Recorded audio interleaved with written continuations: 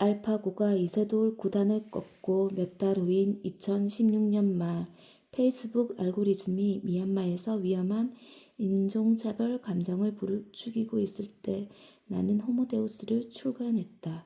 내 전공은 중세와 근대 초기의 전쟁사였고 나는 컴퓨터 과학의 기술적 측면에 대해서는 배경 지식이 전혀 없었지만 출간 후 갑자기 AI 전문가라는 평판을 얻게 되었다. 덕분에 AI에 관심이 있는 과학자, 기업가, 세계 지도자들의 사무실 문이 활짝 열려 AI 혁명의 복합한 역할을 들여다보는 흥미롭고 특별한 기회를 얻을 수 있었다.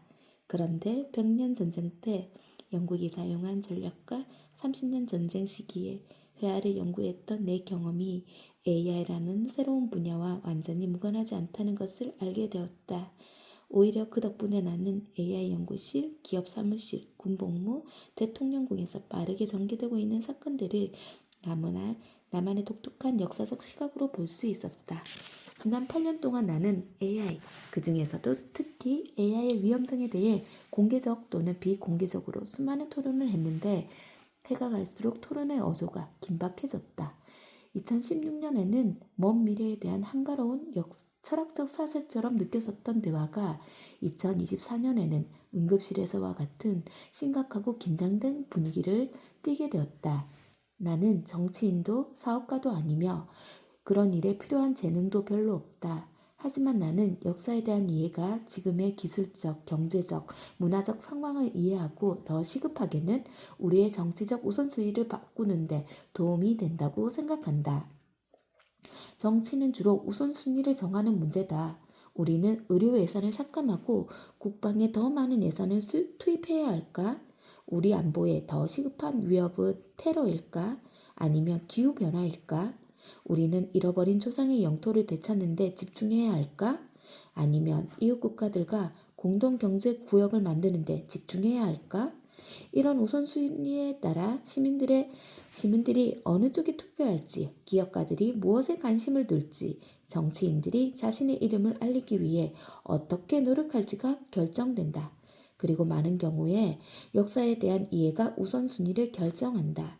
이른바 현실주의자들은 역사적 네거티브를 국익을 도모하기 위한 선전 전략으로만 보지만 사실 애초에 국익을 정의하는 것이 이런 네거티브다. 클라우드 제비치의 전쟁론을 논의할 때 살펴보았듯이 궁극적 목표를 정의할 합리적인 방법은 없다. 러시아, 이스라엘, 미얀마, 기타 여러 나라의 국익을 어떤 수학 방정식이나 물리 방정식에서 연역해내는 것은 불가능하다는 말이다. 국익은 항상 역사적 네거티브에서 교훈으로 도출된다.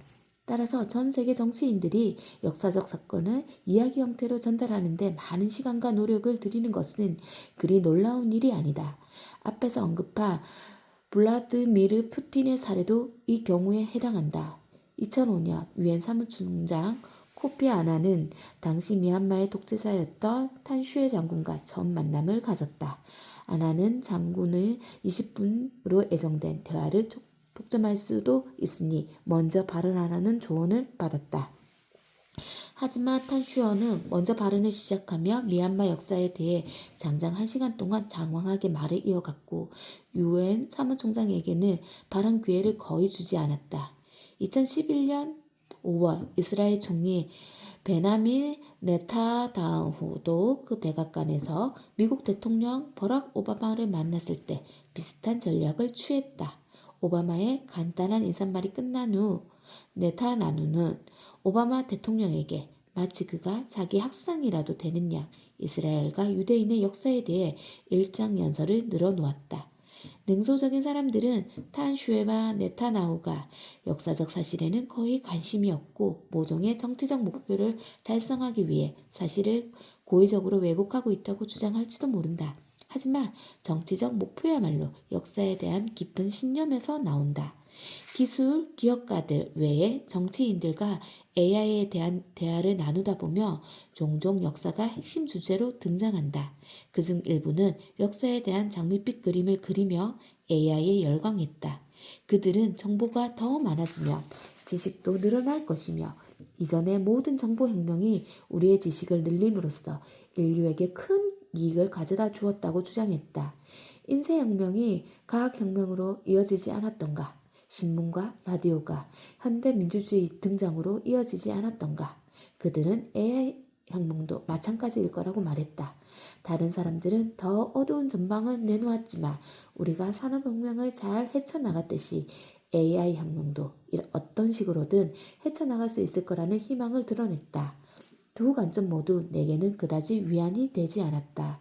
앞서 설명한 이유들 때문에 나는 특히 힘있는 사람들이 AI 혁명을 인쇄혁명이나 산업혁명과 비교하는 것을 듣고 있기가 너무 힘들었다. 권력자들의 역사적 버전은 우리 미래를 만드는 결정들에 영향을 주기 때문이다.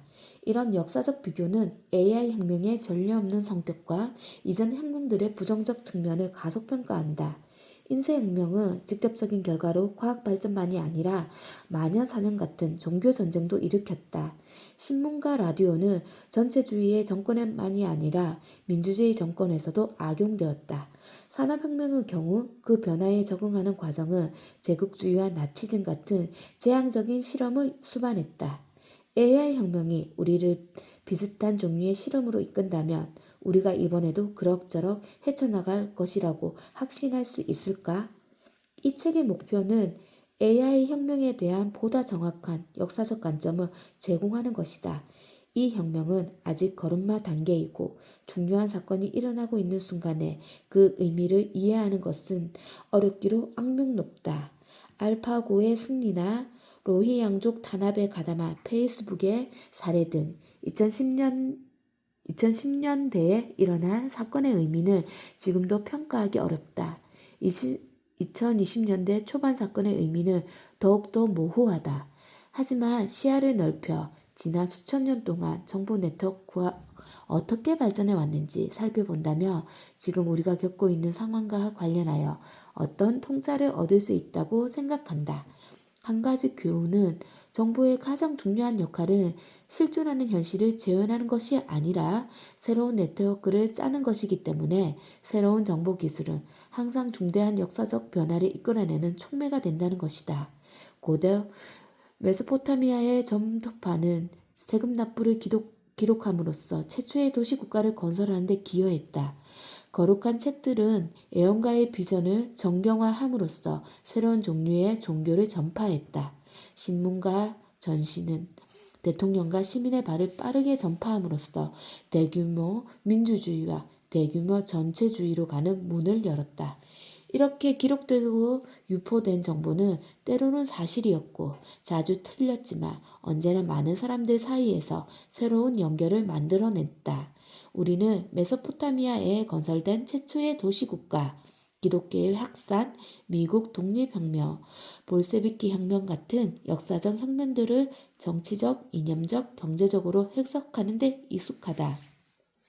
하지만 더 깊은 이해를 얻기 위해서는 이런 혁명들을 정보 흐름의 혁명으로 볼 필요가 있다. 기독교는 신화와 전례를 많은 부분에서 그리스 다신교와는 분명히 달랐지만 한 권의 거룩한 책과 그것을 해석하는 하나의 기관에 중요성을 부여했다는 점에서도 달랐다. 따라서 제우스 신전들은 제각각 존재했지만 기독교 교회들은 모두 하나의 통일된 네트워크로 노드가 되었다. 그리스도를 따르는 사람들 사이에서 정보가 흐르는 방식은 제우스 신을 숭배하는 사람들 사이에서 정보가 흐르는 방식과는 달랐다. 마찬가지로 스탈린의 소련은 표트르 대제가 통치했던 대정 러시아와는 다른 종류의 정보 네트워크였다. 스탈린은 전례가 없는 많은 경제정책을 시행했는데 그렇게 할 수 있었던 것은 많은 정보를 중앙에 축적하는 전체주의 네트워크를 운영했기 때문이다. 그는 이런 정보를 바탕으로 수억 명의 삶의 세밀한 부분까지 통제할 수 있었다. 기술에 정해진 운명은 없으며 같은 기술도 매우 다른 방식으로 사용될 수 있다. 하지만 책이나 전신 같은 정보 기술이 없었다면 기독교 교회와 스탈린주의 체제는 결코 가능하지 않았을 것이다. 이런 역사적 교훈은 우리에게 현재의 정치 논쟁에서 AI 혁명에 더 주목해야 할 필요를 강하게 일깨워준다. AI 발명은 전신이나 인쇄기, 심지어 문자의 발명보다 중대한 사건일 수 있다. AI는 스스로 결정을 내리고 아이디어를 생성할 수 있는 최초의 기술이기 때문이다. 인쇄기와 양피지 두루마리가 사람들을 연결하는 새로운 수단으로 제공했다면 AI는 주체성을 지닌 우리 정보 네트워크의 정식 구성원이다. 앞으로 군대부터 종교까지 모든 네트워크에는 인간과는 다른 방식으로 데이터를 처리하는 수백만 개체의 새로운 AI 구성원이 추가될 것이다. 이들은 이질적인 결정과 이질적인 아이디어, 즉 인간이 떠올릴 수 없는 결정과 아이디어를 도출할 것이다. 많은 이질적인 주체들이 추가되면 군대, 종교, 시장, 국가의 형태가 달라질 수밖에 없다. 정치, 경제, 사회 시스템이 통째로 무너질지도 모르고 그럴 경우 새로운 시스템이 그 자리를 대신할 것이다. 이는 기술에는 관심이 없고 가장 중요한 정치적 문제가 민주주의의 생존이나 부의 공정한 분배라고 생각하는 사람들도 AI에 적극적으로 관심을 가져야 하는 이유이다.